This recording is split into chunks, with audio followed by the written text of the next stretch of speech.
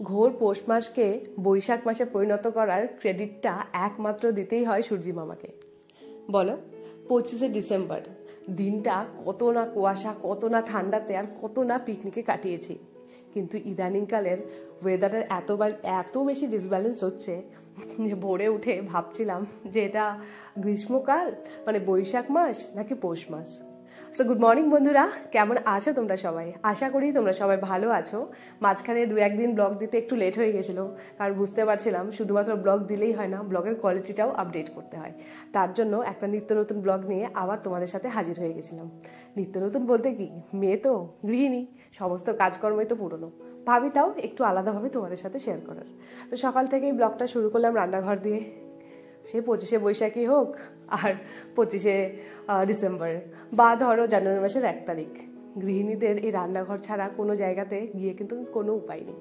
সবার প্রথমে রান্নাঘরের কাজকর্ম সেরে নিয়ে ঘরবাড়ির কাজকর্ম কমপ্লিট করে তারপরেই যে কোনো ধরনের এনজয়মেন্ট।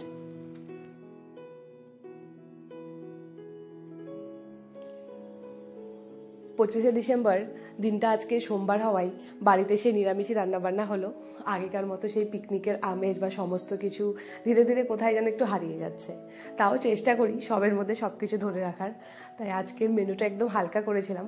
বিকেলে এক জায়গায় একটু পিকনিকের প্ল্যান হচ্ছে, মানে এখনও পর্যন্ত ব্যাপারগুলো কনফার্ম হয়নি, দেখা যাক কী হয়।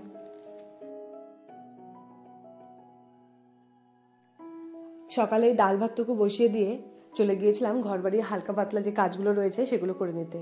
মানে সেই বিছানা করাটা না, আমি যখনই ভাত বসিয়ে দিই আর ডালটা সেদ্ধতে বসিয়ে দিই তার মাকেই এগুলো কাজ করে নিই। ধরো কোনো সময় যদি সবজির কাজকর্ম থাকে, মানে সবজির কাটা বাছার কাজ থাকে, সেগুলো এই সময় করে দিই। নইলে পরে ধরো ঘরের কাজকর্মগুলোই অল্প অল্প করে সেরে রাখি। আর এত সুন্দর রোদ হয়েছে, একদিকে তো মনটা খুব খুশি, আর একদিকে বারবারই মনে হচ্ছে কি সেই ছোটোবেলার ডিসেম্বর মাস ছিল, আর কি সেই ছোটোবেলার 25শে ডিসেম্বরের ক্রেজ। সত্যি দিনগুলো কোথায় জানি একেবারে হারিয়ে যাচ্ছে।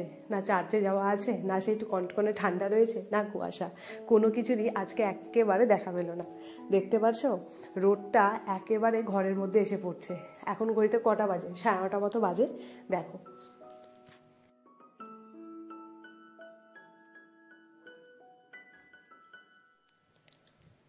আজকে সকাল থেকেই ভেবে উঠেছিলাম যে না, আজকের দিনে একটু কেক বাড়িতে বানিয়ে খাবো।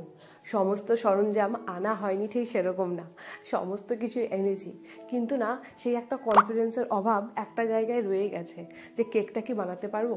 মাইক্রোওয়েভেও 2বার কেক আমি ট্রাই করেছি জানো, কিন্তু সেভাবে সফল হতে পারিনি।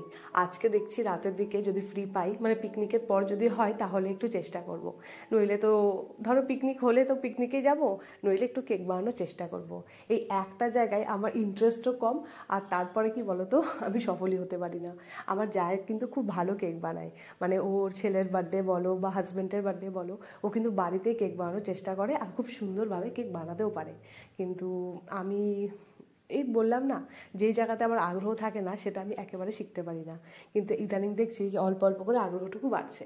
তো চলো দেখা যাক, ঘরবাড়ির কাজ যদি তাড়াতাড়ি করে কমপ্লিট করে নিতে পারি না, তাহলে পিকনিক যদি হয় তাহলে তার আগে একটু কেক বানিয়ে একটু ট্রাই করব। আসলে এই গোটা প্রসেসে না প্রচণ্ড টাইম লাগে, মানে ব্যাটার তৈরি করা, তারপর ওটাকে ফ্যাটা যেটা ব্যাপার থাকে না, মানে ফ্লাপি করারটা, ওটাতে অনেক সময় লেগে যায়। আর তারপরে না ডিম ছাড়া আমি কেক বানাতেই পারি না। আর আমাদের বাড়িতে তো জানোই, আমি আমার হাজব্যান্ড ডিম খাই, শ্বশুর শাশুড়ি তো খাবে না, তার জন্য সেভাবে করে উদ্যোগও নেওয়া হয় না। আর ডিম ছাড়া বাবু আমি বানাতেই পারবো না, কারণ অত বেশি ফেটিয়ে আর বেকিং সোডা ইউজ করার ক্ষমতা আমার মধ্যে একেবারে নেই।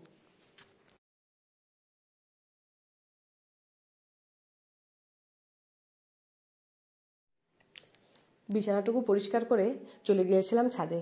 দেখো, দেখে মনে হবে এটা 25শে ডিসেম্বরের সকাল 10টার রোদ। এত কড়কড়া টনটনা রোদ, কম্বলটা মনে হচ্ছে আর 2-4 ঘন্টা রাখলে কালারটাই না ফেড হয়ে যায়। তাই তাড়াতাড়ি করে কম্বলটা মেলে দিয়ে ধরো ঘন্টা 2-1-এর মধ্যে না নিচে নামিয়ে দিয়েছিলাম, কারণ এই রোদে না জিনিসগুলো মনে হচ্ছে যে রং জ্বলা হয়ে যাচ্ছে।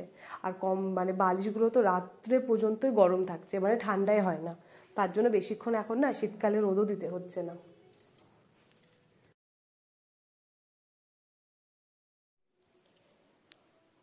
সকাল থেকে সমস্ত কাজকর্ম করে এই সময়টা ফ্রি পেলাম। মানে মাঝখানে কাজকর্ম এত ঝড়ের বেগে করেছি না, রোদ থাকলে তো বললামই, রোদ দেখলে কোনটা কাচবো আর কোনটা ধোবো আর কোনটা পরিষ্কার করবো বুঝতে পারি না। তার জন্য আজকে কি করেছিলাম বলো তো, কিচেনের যে সমস্ত কন্টেনারগুলো রয়েছে না সেগুলোকে ফাঁকা করে সুন্দরভাবে ধুয়ে একটু রোদে মেলে দিয়েছিলাম।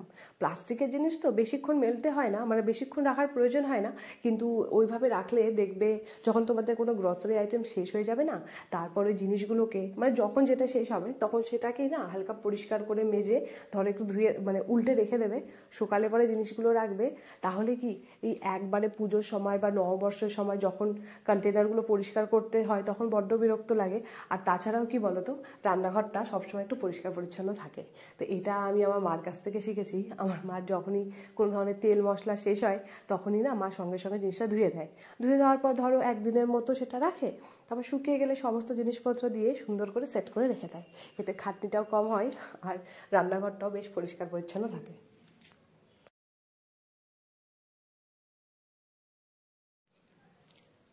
পিকনিকের কোনো প্ল্যান না হয় খুব বেশি বোর হয়ে বিকালের দিকে, বিকাল তো না ঠিক সন্ধ্যার দিকে বেরিয়ে পড়েছিলাম একটু ঘুরতে। ভাবলাম এদিকে ওদিকে একটু ঘুরে আসি, চারপাশে ক্রিসমাসের কি হচ্ছে না হচ্ছে, কত লাইটিং কত কিছু, ওগুলোও করে আসি। আর বাইরে না ঘুরতে যাওয়ার জন্য কিছু শপিং আমার হাজব্যান্ডের বাকি ছিল, ও বললো যে চলো ওগুলোও করে নেবো।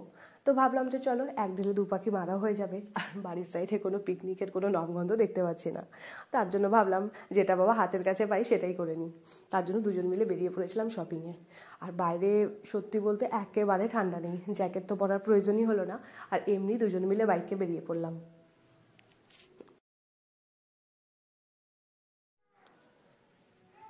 এদিকে জুতোর দোকান থেকে কিছু জুতো নিয়ে তারপর বেরিয়ে গিয়েছিলাম একটু বিরিয়ানির উদ্দেশ্যে। নববর্ষ নববর্ষ বলছি, দেখো ক্রিসমাস তো কিছু ননভেজ না খেলেও হয় না। আর তারপর আজকে তো বললামই যে সোমবার, তো সেভাবে বাড়িতে কিছু রান্না করা সম্ভব না। তার জন্য বাইরে থেকেই ভাবলাম যে একটু বিরিয়ানি নিয়ে যাই, তারপর দেখি বাড়িতে গিয়ে খাবো। আর দেখো না রাস্তায় স্যান্টাটা এদিক ওদিক ঘোরাফেরা করছিল। আমি তো বললাম বাইকটা একটু স্লো করো, যদি আমাকেও কিছু গিফট দিয়ে যায় স্যান্টা। তো যাই হোক, ও হয়তো হাত মিলিয়ে চলে গেল, অতটুকুই তোমাদের সাথে শেয়ার করলাম।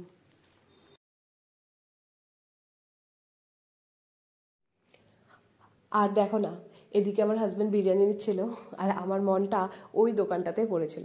এত সুন্দর সুন্দর কম্বল সমস্ত কিছু সাজিয়ে রেখেছে না, দেখে এত ভাল লাগছিল, মনে হচ্ছে যে যদি পারতাম এখান থেকে দু চারটা খুব কালারফুল কম্বল নিয়ে যেতাম। কিন্তু বাড়িতে জানো তিনটে কম্বল, আমরা দুজন মানুষ, তার মধ্যে তিনটে কম্বল, তারপর লেপ রয়েছে, তোষক রয়েছে, এত কিছু কিন্তু আমার বাড়িতে রাখারই জায়গা হয় না। আর সকাল হলেই ভাঁজ করতে এত বেশি বিরক্ত লেগে যায়। কিন্তু কি বলবো বলো, চোখ কি আর মানে যাকে বলে মন কি আর মানে। যাই হোক, কম্বলের দিকে তাকিয়ে তাকিয়ে দিনটা এভাবে শেষ করে দিলাম। আবার বাড়িতে এসে দেখি যে বাহ, বিরিয়ানিটাও নিয়ে আসলাম, আর এদিকে দারুণ সেই উনানের রান্নায় মাংস রান্না তোড়জোড় চলছে। কি বলবো, যাকে বলে একটা ছোটোখাটো পিকনিকেরই তোড়জোড় চলছে। সেটা একেবারেই জানা ছিল না, এসে মোটামুটি সারপ্রাইজের মতোই পিকনিকে ঢুকে পড়লাম।